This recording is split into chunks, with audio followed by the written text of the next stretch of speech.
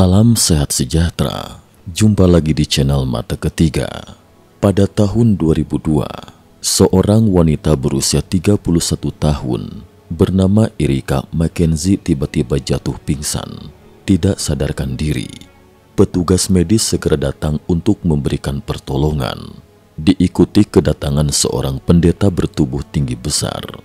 Dari sorot mata sang pendeta, Erika merasa ada pesan yang mengatakan bahwa hidupnya tidak akan lama lagi.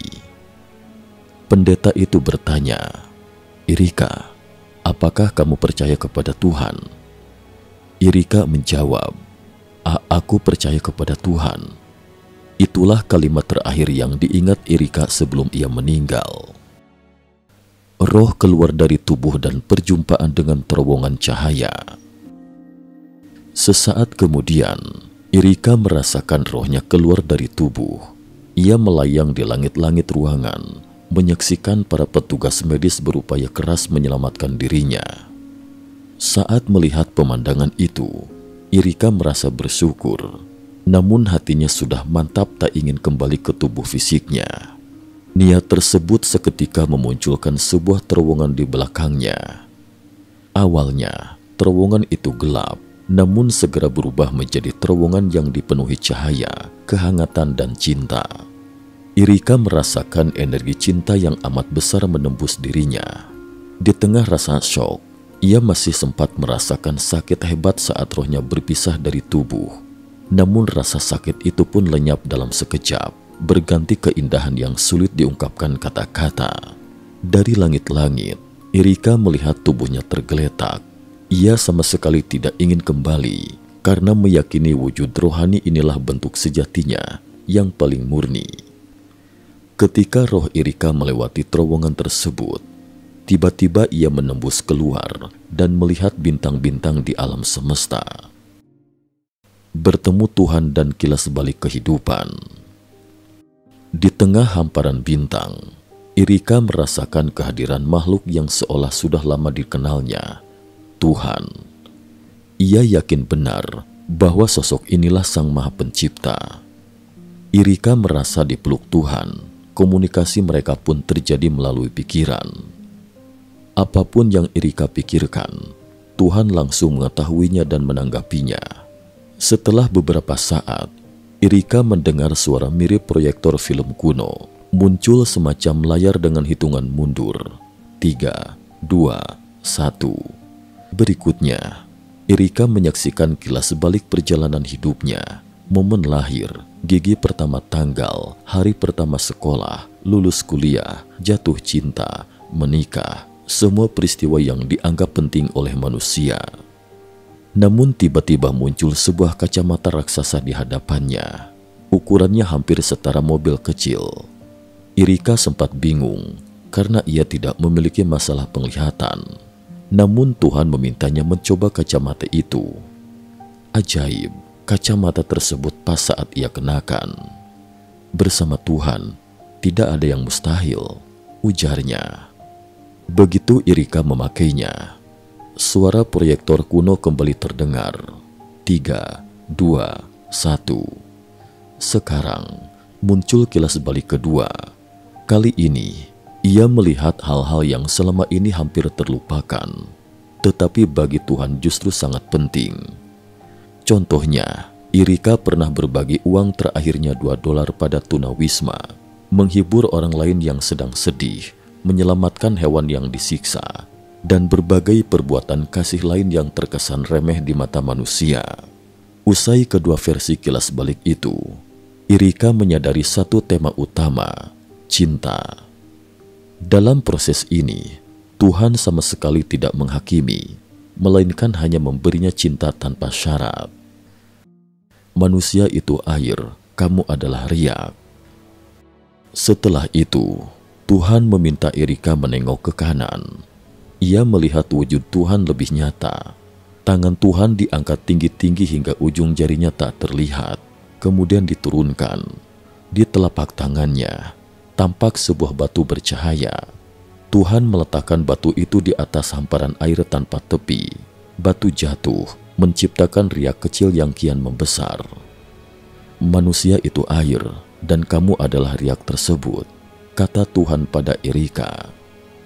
Erika pun memahami bahwa setiap perkataan dan tindakan manusia dapat berdampak besar pada orang-orang di sekitarnya, yang kemudian meluas laksana riak air. Ia menyadari bukan cuma dirinya yang menjadi batu bercahaya di tangan Tuhan. Setiap manusia memiliki cahaya ilahi. Tapi apakah kita mau membiarkannya bersinar atau tidak? Semua tergantung kita. Tuhan lalu meminta Erika menatap ke depan. Terlihat rak-rak buku tak terhitung jumlahnya, membentang sampai galaksi, serta kotak-kotak kado yang jumlahnya lebih banyak daripada perayaan Natal paling meriah sekalipun. Tuhan menegaskan bahwa sejak lahir, manusia telah diberi banyak anugerah, dan Tuhan masih menyediakan hadiah-hadiah lain. Namun ada satu syarat penting. Sedihnya Tuhan dan pilihan bebas manusia. Tuhan lantas menyuruh Erika menengok ke kiri bawah. Mengejutkan, Erika dapat melihat seluruh bumi. Ia memperbesar pandangan, melihat manusia satu persatu, termasuk rumah dan anak-anaknya. Uniknya, sebagai roh, ia tidak merasakan kesedihan karena berpisah dengan mereka. Ia justru menyadari bahwa ia dan anak-anaknya tetap terhubung erat. Namun tiba-tiba, Erika merasakan kesedihan amat dalam, seolah dalam sekejap ia kehilangan jutaan anak sekaligus. Ternyata, kesedihan itu berasal dari Tuhan. Erika mencoba menghiburnya dengan mengatakan bahwa anak-anaknya di bumi baik-baik saja. Namun sedetik kemudian, ia melihat bumi dilalap api. Tuhan menyuruh Erika kembali memakai kacamata Tuhan. Dalam pandangan rohani itu, ia melihat banyak jiwa bersinar bak fosfor. Mereka tak terluka oleh api, malah melesat seperti roket menuju kerajaan surga. Namun banyak jiwa lain yang terjebak di tengah kobaran api, tersiksa oleh panas yang membakar. Erika berteriak memohon Tuhan. Erika berteriak memohon Tuhan untuk menyelamatkan jiwa-jiwa itu. Lalu Tuhan menegaskan tentang kehendak bebas, free will. Tuhan tidak memaksa manusia untuk memilih A atau B. Jika seseorang tidak mau diselamatkan, Tuhan pun tidak akan memaksanya. Barulah Erika sadar bahwa syarat untuk menerima lebih banyak hadiah adalah percaya kepada Tuhan. Apabila seseorang memilih percaya, Tuhan memberi cintanya tanpa batas. Jika seseorang memilih tidak percaya, Tuhan pun tak akan memaksa. Kesedihan yang Erika rasakan itu adalah wujud belas kasih Tuhan bagi mereka yang menolak pertolongannya. Erika bertanya, kemana perginya orang-orang yang telah terangkat itu? Ia memandang ke arah terbang mereka dan melihat bahwa semua menuju sebuah dunia milik Tuhan. Bentuknya mirip planet raksasa, ukurannya jauh melebihi bumi. Tempat itu begitu agung dan suci, seakan-akan itulah rumah sejati manusia. Erika pun ingin berlari ke sana, tetapi ia seperti dibekukan. Tuhan berkata bahwa Erika belum boleh masuk karena masih ada janji yang harus ia tunaikan. Erika teringat saat sakit parah dulu, ia memohon kesembuhan dan berjanji akan melakukan apapun yang Tuhan inginkan. Ternyata, doa itu benar-benar didengar. Neraka yang menyedot energi dan kembalinya Erika ke tubuh. Tiba-tiba, Erika merasakan tekanan kuat di kepalanya. Ia kembali ke terowongan gelap yang pertama. Dalam kegelapan total itu, ia mendengar suara zis, zis, mirip white noise pada televisi rusak. Suara itu semakin nyaring, seolah menariknya jatuh. Erika berdoa memohon pertolongan Tuhan. Begitu pikiran itu muncul, secerca cahaya dari dalam roh Erika sendiri muncul. Meskipun kecil, cahaya itu mencegahnya terjatuh. Beberapa kaki di bawah, Erika melihat banyak orang berwajah menderita, menengadahkan tangan seolah ingin menariknya turun.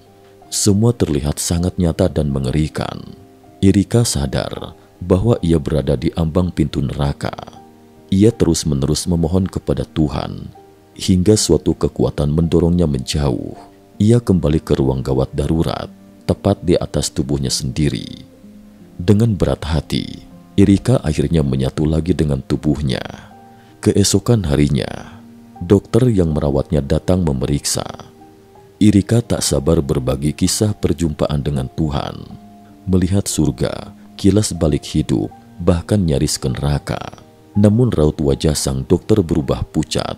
Ia buru-buru meninggalkan kamar. Beberapa saat kemudian, seorang perawat masuk dan mengatakan ia mempercayai cerita Erika. Namun perawat itu mengingatkan agar Erika berhati-hati. Ternyata dokter tersebut adalah seorang ateis yang kukuh. Perawat itu menyarankan Erika memilih waktu dan tempat yang tepat untuk berbagi kisahnya. Tekanan di rumah sakit jiwa dan jalan pulang. Ketika suami Erika datang bersama dokter yang sama, dokter itu meyakini Erika mengalami gangguan mental. Meski Erika menolak, ia tetap dikirim ke rumah sakit jiwa. Anak-anaknya saat itu masih kecil, sehingga mereka terpaksa berpisah.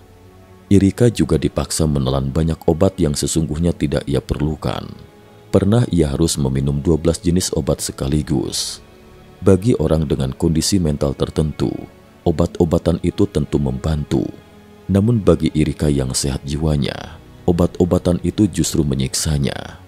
Ia pun menyadari satu-satunya cara agar diperbolehkan pulang adalah berpura-pura mengaku sudah sembuh dan tidak lagi melihat surga. Saat dokter dan perawat menanyainya, "Apa kamu masih merasa ke surga?" Erika menjawab tegas, "Tidak, hanya demi mengurangi dosis obat dan bisa keluar dari rumah sakit."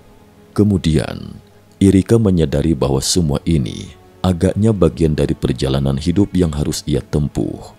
Ia pun banyak memetik pelajaran berharga dari pengalaman pahit tersebut. Menulis buku dan membawa harapan.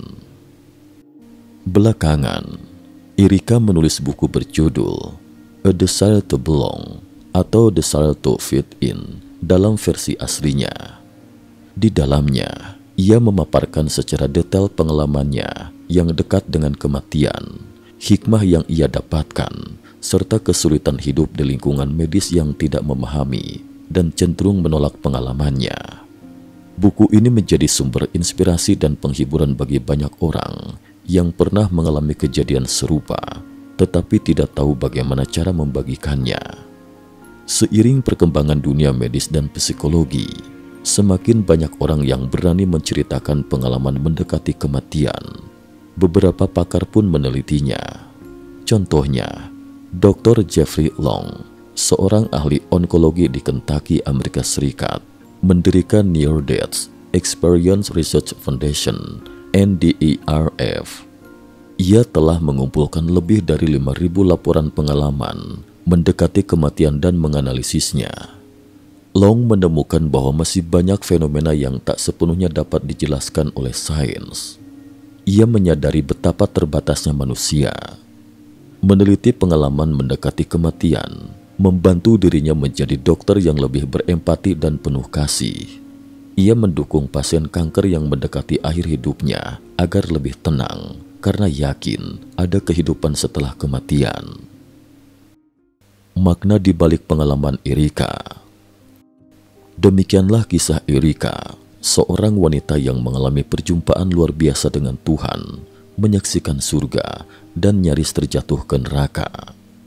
Pengalaman ini mengajarkan bahwa kadang, di saat-saat genting, memohon pertolongan Tuhan adalah satu-satunya hal yang bisa kita lakukan.